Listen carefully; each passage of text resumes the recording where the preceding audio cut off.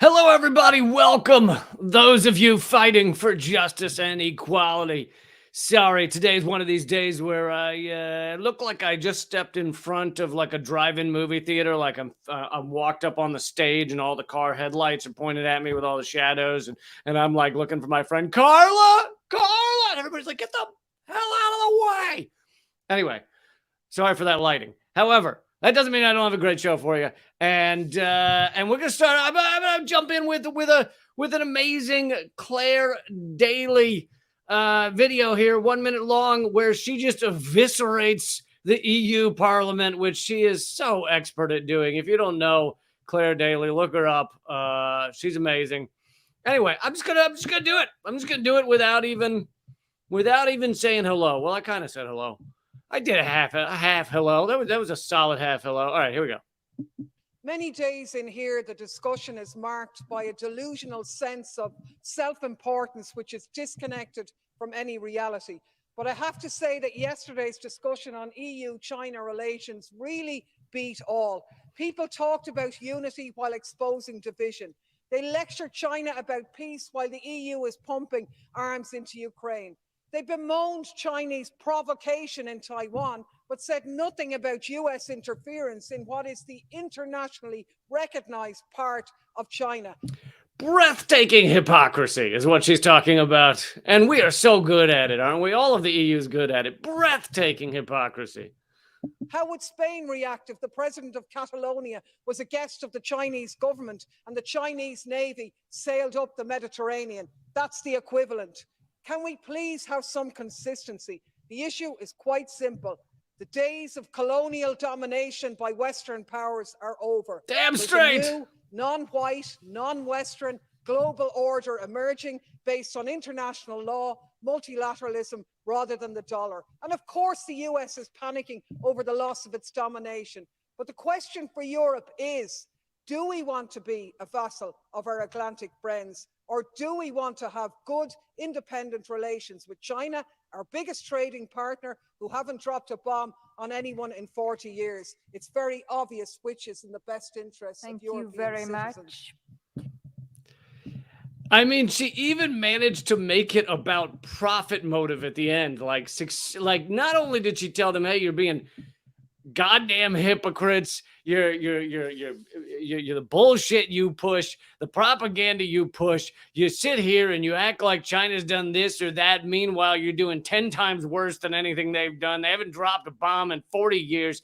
And you're acting like they're the warmongers. They're the belligerents." She did all of that. And then in the very end, she even managed to make it about profit. She was like, "By the way, if you're just worried about your wallets," which we all know you are because you don't give a shit about human beings or justice or equality. If you're all worried about your wallets, maybe we should not be a vassal to the United States. Speaking of Europe, maybe we instead should work with one of our top trading partners going forward rather than trying to start proxy wars with them.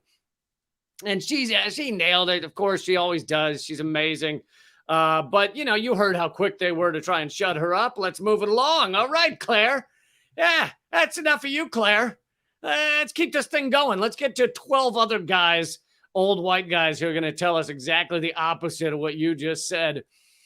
Anyway, wanted to play that clip for you because she always knocks it out the park. And, she says the uncomfortable truths to the European Parliament, and they never like it. They're never fans of the harsh truths she has to bring, which means they'll probably find some way to, to delegitimize her or, spend millions of dollars to stop her from being in Parliament or whatever they need to do. If she gets threatening enough, that will be their next step. But thank you all for being here, and thanks for supporting the show. And I've got an amazing show for you today, even if my lighting is a bit ridiculous. For those of you listening on the podcast, I'm weirdly lit and have a bunch of shadows behind me, but we're going to get through this anyway. But let's get to the topic that by the way, don't forget to click subscribe and thumbs up and all those good things. But let's get to the topic, the title topic of this episode. This is from it's from Dissident Voice, but it's talking about a vote in the UN Security Council on an investigation into who blew up the Nord Stream pipeline. Most of you know the Nord Stream pipeline, 3 out of 4 of them blown up simultaneously at the bottom of the ocean. And it brought gas between Russia and Germany. And from Germany, it would probably go to much of Europe. So Europe has been facing an energy crisis because of this. And as Seymour Hersh, did a great job reporting, this was done by the United States. Joe Biden made this call, or whatever, his nurses around him made this call, and it seems pretty obvious. But the U.S. won't even mention it, won't even address it really. They've done a few things to try and delegitimize Seymour Hersh, one of the best known and successful journalists in American history. They've tried to go after him a little. But anyway, there was a vote in the UN Security Council, a vote in the UN as to whether to have an investigation into who blew up the Nord Stream pipeline, which seems like a pretty important thing, right? That seems like something the United Nations would want to know. Who blew up the Nord Stream pipeline? And 72% of the UN Security Council agreed with that investigation, except there's a caveat. There's a tricky caveat here. 72% by world population, agreed with investigating the Nord Stream, not 72% of the UN.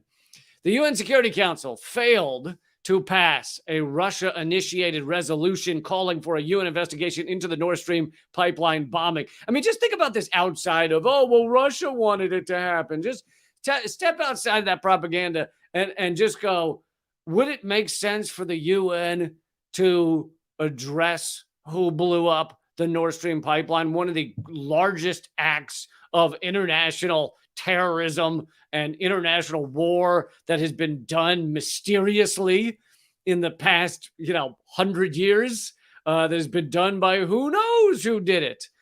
Yeah, of course that's something the UN should look into. If you take yourself out of the propaganda of it, oh no, we can't look into it because Russia wants us to look into it. Take yourself out of that propaganda.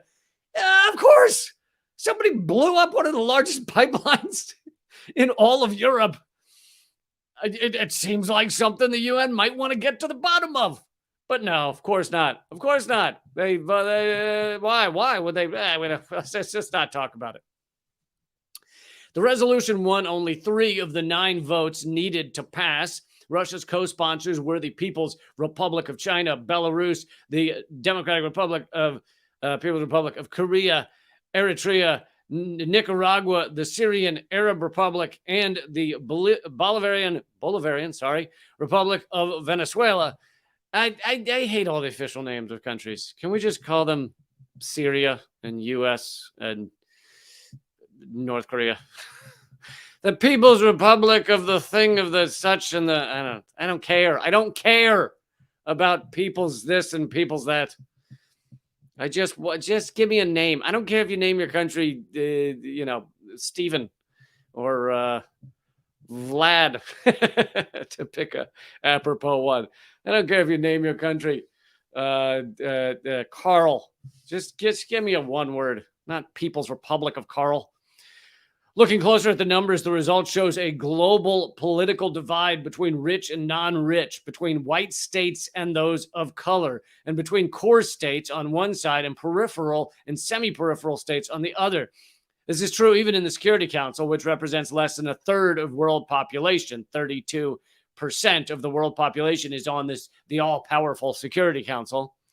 But 72% of the UN by world's population voted to go ahead with this investigation. But of course, the UN doesn't give a shit about world's population. If it did, India and China would be dominating everything because they have by far the most world population. Measured by population, 92% of the 4 vote came from countries of color, China and Brazil. None of the 3 countries, Brazil, China, and Russia, are among the rich nations of the world.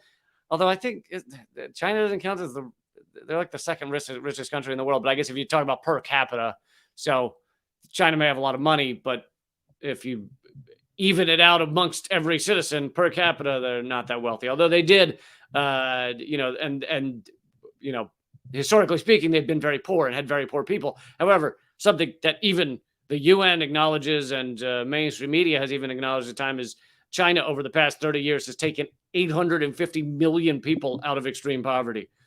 800 million, 50 million Chinese people, which is pretty impressive accomplishment. So none of the three countries are among the rich nations of the world, and all three are peripheral or semi-peripheral states in the world economy. However, I think the big news here is that 72% of the world's population in the UN voted for this investigation into who blew up the Nord Stream. And B, I think I started with A. I don't know if I'm doing the 1 and D. A and B. B is that shouldn't the UN want this? I mean, isn't it insane for the UN to not want an investigation into who blew up the Nord Stream pipeline? Like, it makes you look more guilty to say you don't want an investigation into who blew up the Nord Stream. It'd be like if you murdered someone and then there was like 5 people in a room standing around going, "Oh my God, who murdered this guy? Should we investigate this?" And you were the one going, no, we shouldn't look into who did this, because that would, the time in the game's about to start. I don't think we should look into who killed that dude. Yeah, of course it's gnarly. Yeah, there's blood everywhere. I got it all over my shoes. But I'm just saying, I don't think we should look into this right now or ever.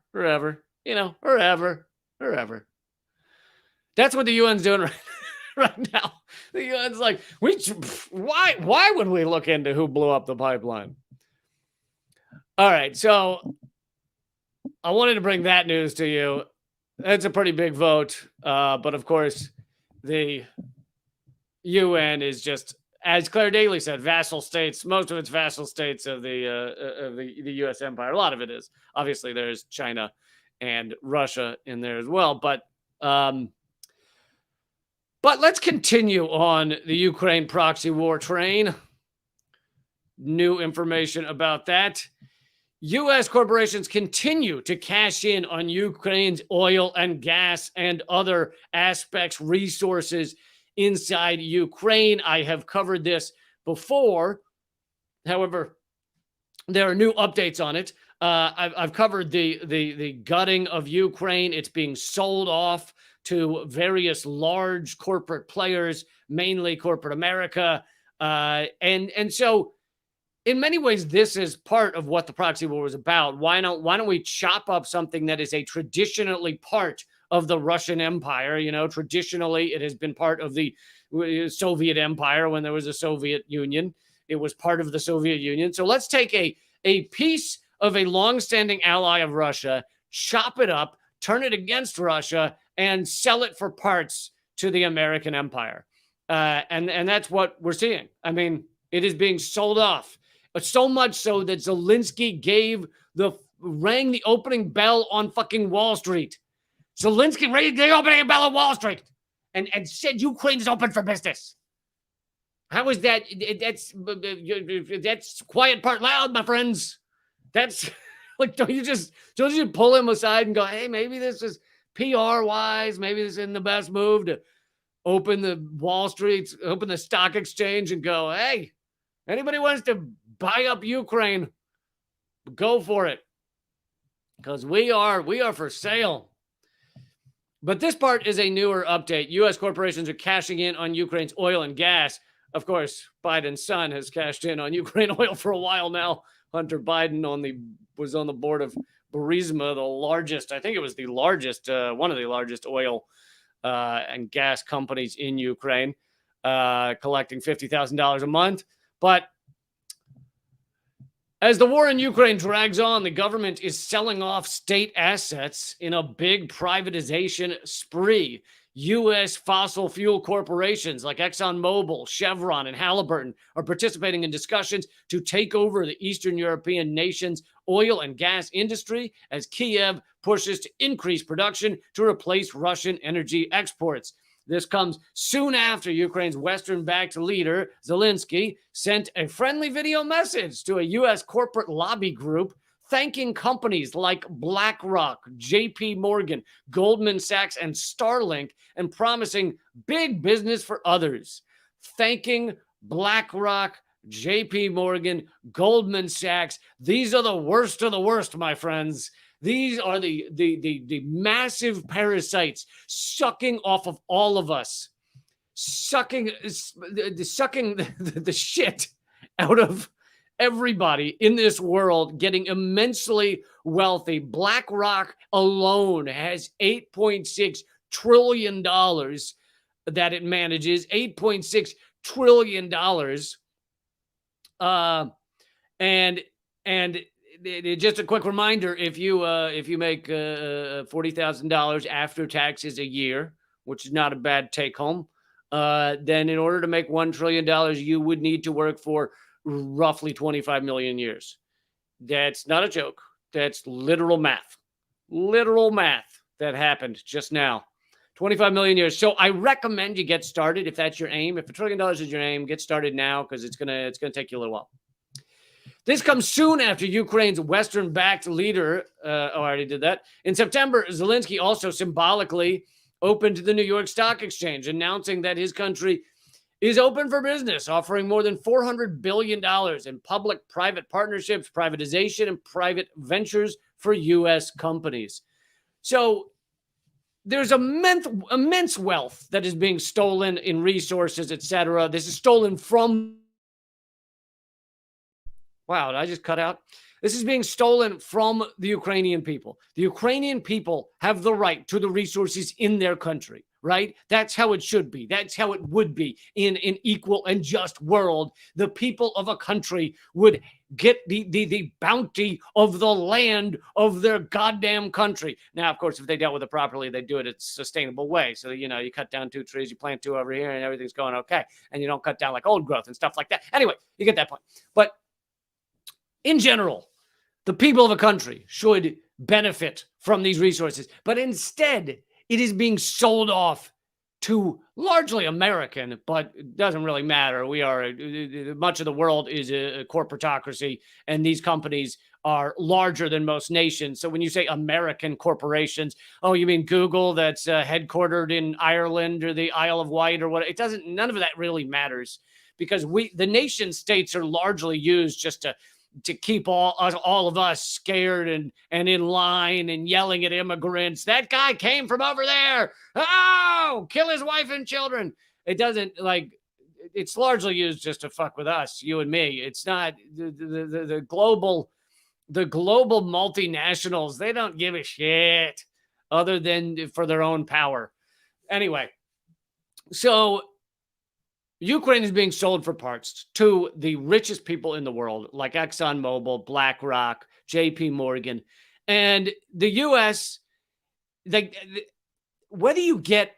I think this is the difference between the way the ruling elite, this tiny cabal of assholes that runs things, this tiny cabal of holier than thou shitbags, they don't view things in terms of, hey, let's... they don't view things in terms of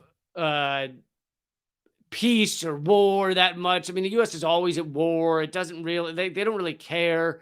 They view things in terms of how do we enrich ourselves, whether there's war, whether there's no war, whether people die, whether there's millions of refugees, doesn't matter. It's just how do we take things and enrich ourselves. So the Ukraine war is benefiting all of these massive conglomerates that are now stealing the resources for themselves.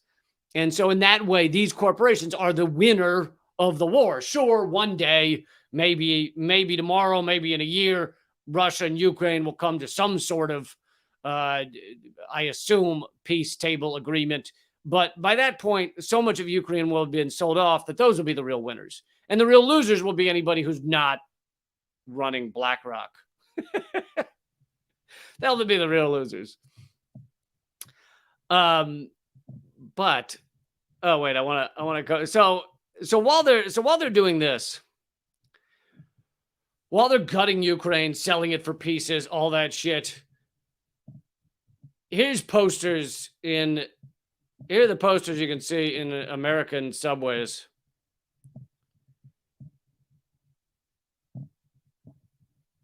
It says, "Tired of living on welfare? ? Join the International Legion for the Defense of Ukraine. International volunteer status, medical insurance, monthly payments. Join the war in Ukraine, and you'll stop having to sleep on a goddamn subway bench in the United States." And I'm pretty sure I can't tell for certain, but I'm pretty sure this poster is in the United States, even though it looks like it was put up by the Foreign Affairs Office of Ukraine, because the poster above it has a number for the Idaho Department of Labor. So I'm pretty sure this is in the United States, but clearly written by Ukraine Foreign Affairs Office. But they're basically saying, hey, all of you in America who have had your lives destroyed and you're sleeping on a goddamn bench, we will pay you to come and fight in Ukraine, or to somehow assist the effort of those of us fighting in the proxy war that the United States has foisted upon the world. So, yeah, your government doesn't give a flying shit about you. However, they're sending billions of dollars to us. So if you come wage war with us, then yeah, fine. Then we'll pay you. We'll give you medical care. Hey, Americans sleeping on a bench somewhere, we'll give you medical care, medical insurance. We'll give you monthly payments. I love how they don't say how much. They're just like monthly payments of some sort. Literally, dude, the photo, for those of you listening to the podcast, is a guy sleeping on a bench in a subway. His sign says, "Will work for food," or something.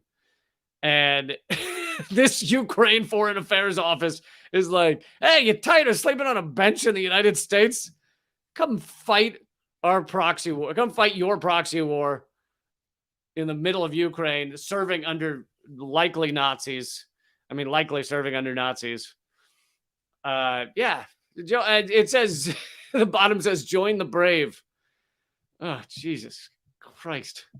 This is some of the saddest dystopian shit that I think I've ever seen. The U.S. is engaged in war overseas and has so neglected their own people, don't give a shit about their own people to such a degree that now the Foreign Affairs Office from the countries that we're waging war in are saying, come over and fight with us and we'll give you medical care and something softer than a plastic bench to sleep on. Really, really lovely. Really lovely. I wonder if the cops in New York, because like something like 50% of all the people that are regularly cycling in and out of jail in New York City are homeless and very poor. So basically the cops just walk around all day and just rearrest a bunch of homeless people. I wonder if those cops are told to also give this advice as they're hitting people with batons to get off of benches. You can't sleep here. Move it along. They hit them with batons and they're like, but you can join the Ukraine military. Come on, get off the bench. Wake up. Move it along. Move it along to Ukraine. Head on over to Ukraine and fight there.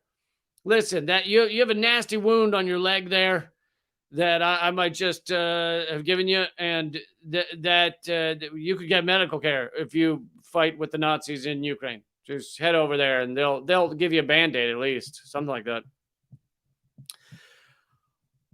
All right, I want to move on. Speaking of BlackRock, there are those heroes in this world who are protesting BlackRock, and I got some video of that for you. Real quick, my new ebook is out. It's called Dangerous Ideas. It's got chapters on abolishing prisons, chapters on abolishing police, chapters on eliminating poverty overnight. All of those things. Of course, it's a mixture of comedy and politics, as I am known to do. And the only place to get it right now is to become a member at leecamp.net. You could become a member for 2 days, get the ebook emailed to you, and then cancel your membership, and you will have paid a whopping $6 for the ebook if you do it that way. So please join up at leecamp.net, and you will get the ebook for free. You will also get the Friday Q&A, which is after the live stream every Friday. And by the way, I'm adding Friday live streams for everyone. That's 3 p.m. Eastern. So Monday, Wednesday, Friday, and Saturday now, these live streams go live, hence the name live stream.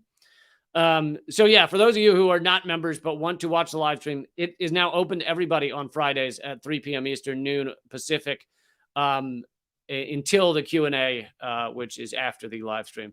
So I hope you will join up at leecamp.net. But let's keep going. All right, protesters stormed BlackRock's offices. BlackRock, I've covered them before. They are... Hold on a second. Didn't want to show you that yet. Twitter kind of sucks, but BlackRock, I did a video of them a while back. I think it was the first most censored news about this is who owns the world. And they have $8.6 trillion, an unbelievable amount of money. It's more than the GDPs of most countries. And they have incredible power. BlackRock and Vanguard, which is another gigantic one, are like the first, second, or third shareholders of just about every media entity that has a lot of power in the U.S. Either they or an entity that they are one of the top shareholders of fund all of our politicians. They're one of the top 3 shareholders of most big oil companies, most big ag companies, most big pharma companies, big real estate companies. So BlackRock and Vanguard are the center of a lot of this rat's nest that is destroying the world. And these protesters that I'm about to show you, they stormed BlackRock's offices, and they specifically are concerned. There's a million things to be concerned about with BlackRock, but they're specifically concerned about their harm to the climate, because BlackRock is the largest funder of deforestation. They're one of the largest funders of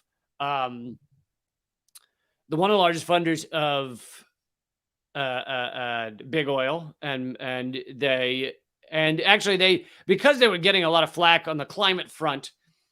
Is his name Larry Fink? I know his last name's Fink, which literally means a detestable person.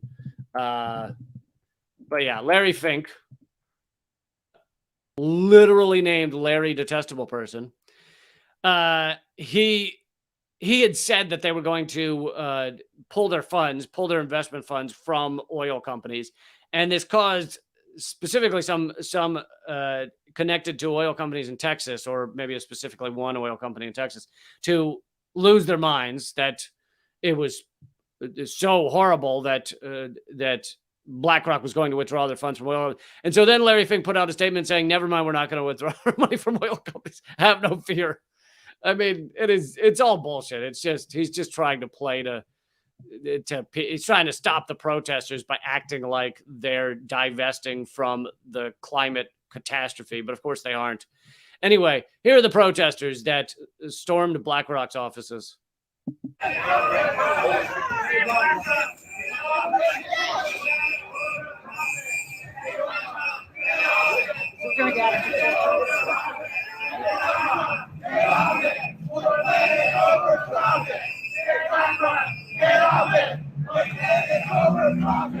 And look how aggressive these people are.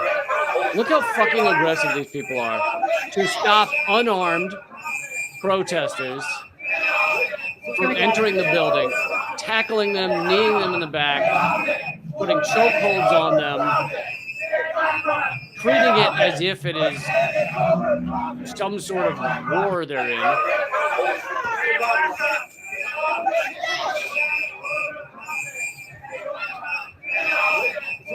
Anyway, these protesters, as I often say about these things, these people are heroes. Anybody trying to interrupt business as usual during this climate catastrophe is incredibly brave and important in this time. And you see how threatening they find this. They want to cover up the idea that this is happening. They want to cover up the idea that people dare stand up against their extraction and harm and desecration and destruction of our world. And so they hire a bunch of guys who, they're with tiny shrunken balls who have had to take a bunch of testosterone shots to try and feel strong and manly, and they then beat up smaller people. Everyone you see doing the tackling looks like a chunky football player. Everyone you see being tackled does not have that look. And this is the sad life of these hired goons, hired thugs. That this is their Super Bowl. This makes them feel strong and special because they get to attack climate activists. But I always find it important to bring you guys those videos. They're happening regularly. Climate justice fighters, climate protesters, and they're happening all over the world. And we all need to do our best to just try and get the word out that this is not rare. It's not going to be quiet. We're not going to just sit here and let the world burn around us. And these people are fucking awesome. So. And, then they show these clips on Fox News and they go, look at these pathetic humans trying to get in the way of BlackRock. I saw someone on Twitter say, oh, yeah, you did anything. Just go away, you annoying brats or whatever. And it's like, it amazes me that these people are so enslaved to the status quo, so mentally enslaved to this pathetic system that is extracting our life and our life force. They're so mentally enslaved that they even hate the people trying to free them. They hate the people that are standing up and fighting back. They hate the people reminding them that they're enslaved to a collapsing system. That is how effective the re-education, and the reason I'm calling it re-education is because we're not born this way. We're not born with these thoughts that we should be in this extractive, destructive system. That has to be taught to us. So the re-education has been so successful on people, the hosts of Fox News, the people that watch Fox News and believe it, that they then cheer for this, to see these people tackled. Now, this is not to say, if you guys watch me regularly, this is not to say that the other mainstream media is any better. CNN, MSNBC, and the NPR, PBS, all those, they're just doing it from they'll, first of all, they will never show this video because they don't want to act like that these protesters are doing the right thing when of course they are. But on top of that, they'll say the word climate change every once in a while, but they won't actually do shit about it. They won't actually do in-depth reports about it on a regular basis. And so they're basically making your average liberal who might agree with these climate protesters sit there and nod their head that, oh, yeah, climate change is a problem and Joe Biden's handling it. Joe Biden's got it. Totally got it covered. I saw him out in the fields putting the trees back up. He was just taking a tree, and he's very strong and spry, that Joe Biden, and he was out there and he was just plugging the trees back into the ground. I saw him. He also was punching a bunch of oil execs in the face. That's right, man. That Biden is whoa. He's bodily, physically, not a day over 26. I'd say. Oh my God, can that guy move? Whew, he is fit as a fiddle. The way no one falls upstairs faster than Joe Biden. Most people, it's very winding. You lose your oxygen when you fall upstairs at that speed. But he can do it because he is fit as a fiddle. So here is, by the way, there's a whole website devoted to how to stop BlackRock and why they need to be stopped. And I want to show that to you right now. BlackRock invests in climate destruction. The site is called BlackRock's Big Problem. There's no apostrophe because I don't think websites have apostrophes. So if you tried to put apostrophe in there, I don't know what that would do. But yeah, BlackRock's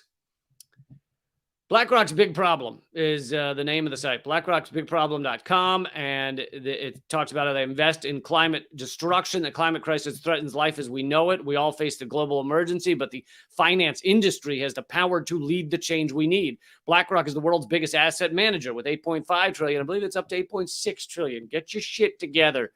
BlackRocksBigProblem.com. If that is your real name, get your numbers right. They supply fossil fuel companies with a steady stream of capital. They also invest heavily in companies driving deforestation and back firms. They back firms that undermine indigenous rights. Asset managers that continue to fund the climate crisis face exponential risks, both environmental and financial. That's BlackRock's Big Problem. So you can check things out there. You can find the solutions list is here. They have a bunch of various things that can be done, facts. Anyway, this is all at blackrocksbigproblem.com. So I just thought I'd let you know about that. I stumbled upon that site when I was looking at this. But yeah, and this is why BlackRock is one of the most powerful entities on the planet, and you barely ever hear their name. You barely ever hear their name on mainstream media, on a lot of independent commentators also are not talking much about BlackRock. It is incredible how these entities can come along, buy everything up, become larger than anything else, and they're barely mentioned. It's amazing. But anyway, speaking of giant asset managers and entities with giant assets. Oh, but I'm about to tell you who bought out the I'm about to tell you who bought out the entire tech company and software that runs the Democratic elections. I'll explain more clearly in a moment, but I'm about to tell you that. But that is at rumble.com/Lee Camp, rumble.com/Lee Camp. Of course, if you're on locals, leecamp.net, that will also keep going. So those are the two platforms that will continue with this live stream. I have that story for you. I also have the story of the Chilean president nationalizing some resources. That's a important story in terms of U.S. hegemony, how much we control Latin America. But anyway, I'm going to bring all that to you at rumble.com/Lee Camp. That's rumble.com/Lee Camp. Join me there right now. And also, don't forget to become a member at leecamp.net.